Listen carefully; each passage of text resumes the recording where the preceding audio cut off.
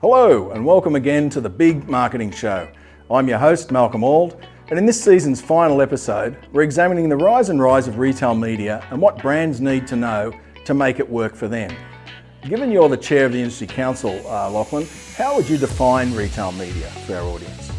Look, I think the simple version of that is that you are now seeing retailers becoming publishers. You know, they've got physical assets, they've got digital assets, and they're able to create advertising inventory across those.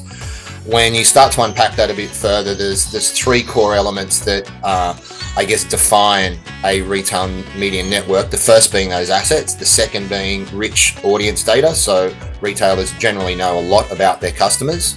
And the third component to that, which really differentiates retail media from traditional media, is that because the retailer is also the point of transaction or fulfillment, there is a direct linkage between media investment to a sales result.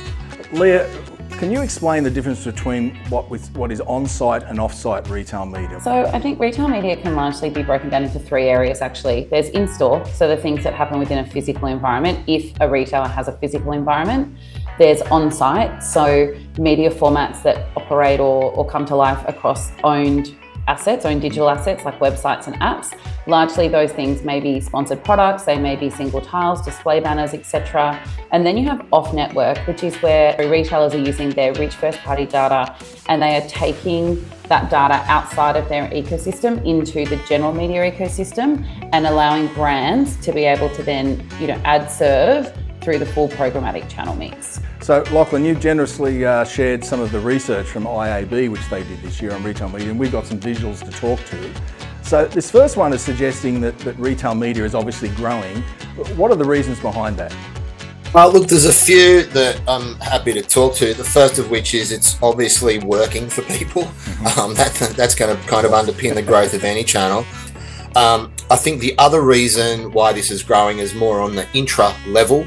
You've got suppliers and brands in Australia that have traded with retailers for literally decades through their trade relationships. And retail media is just kind of a new extension and manifestation of that. There's different parameters for planning. There's different, nature of investment changes as a result on that. The accountability levels change. But, nonetheless, you're building on sort of decades of relationships with, new technology and new formats. To your point earlier about how fast it's growing, I found this chart only last week, and US retail media has been revised in terms of its forecast spend after only 1 quarter of the year. So what are your thoughts on reasons why for that? Nothing to do with the election, I'm assuming, but any thoughts from either of you? Lockie, do you want to go first?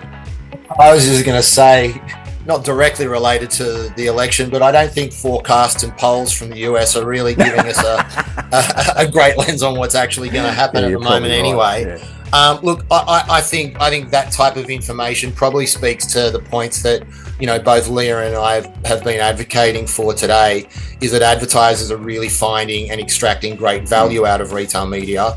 So, any investment that's generating above and beyond what they're finding from other channels is just going to result in an immediate shift of budget. Where does email, SMS, the traditional catalogues, loyalty programs, where do they fit in the mix these days? Are they part of this, or are they still part of what you might call shopper media? Given the necessity for good quality first-party data that underpins most retail media networks, there is still a huge role for email, less so on SMS, but probably for email still.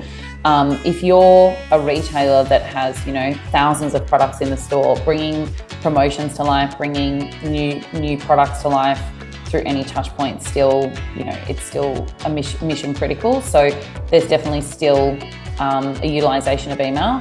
From my perspective, I think what needs to be done to see this expand even more is the consideration around the way that email, for example, is priced, because it's often bought on a data pool. So you think that you're going to reach 500,000 people, but if your open rate sits at 27%, your click-through rate sits at 0.05% of that 27%, it becomes a very expensive buy-in. So there's probably, as more and more businesses and brands come into this, I think the demand and or the pushback is going to help to reset some of the pricing that sits in and around some of these formats. If the audience does want to learn more, both of you have good resources. Obviously the IAB has great resources, Group M does.